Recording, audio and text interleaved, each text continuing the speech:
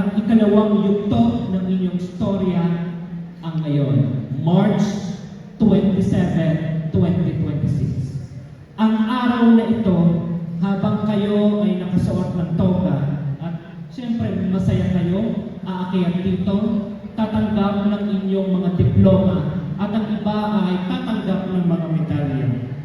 Masasalamin ang ikalawang yugto ng saswela ng inyong buhay. Kasi sa loob ng halos 13 taon na ginugol ninyo sa pag-aaral, sa inyong paghanda, ay narating din ninyo ang ngayon, ang araw ng inyong pagtatapos. Today is a testament of your hardship and determination. Today, you have traveled 1,000 miles just to reach this destination, to become a senior high school graduate. But you will not be able to reach today if you did not take a single step yesterday. Kung hindi kayo nagpatuloy sa hamon ng panahon, sa agos ng buhay, maaaring sa dikta ng pagkakataon. At hindi ba ang kahapon ay masarap balik-balikan kahit na ito ay may mga panahon ikaw ay nabigo? Hindi ka nakuhang player sa city meet ninyo.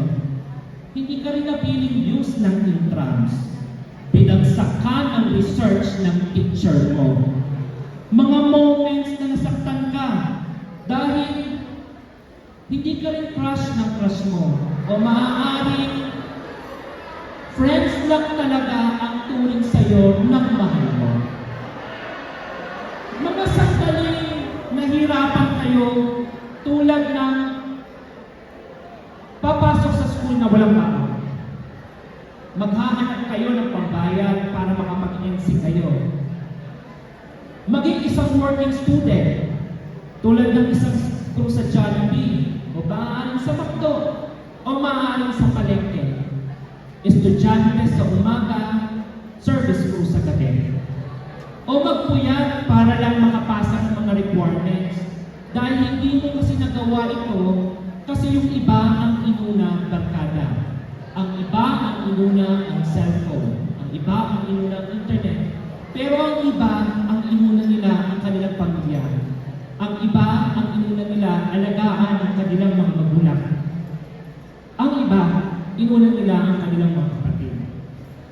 Marahil sa iba din, puyat kasi sila kasi galing sila sa trabaho. Pero diba, pag gusto mo may paraan. And the mere fact na nandito kayo ngayon as you receive your diploma shows how much you persevere just to reach this day. Sabi nga ni Mayor kanina, with God, all things are possible. And all these experiences help you grow. All these experiences help you mature and become the soon-to-be adult that you would be.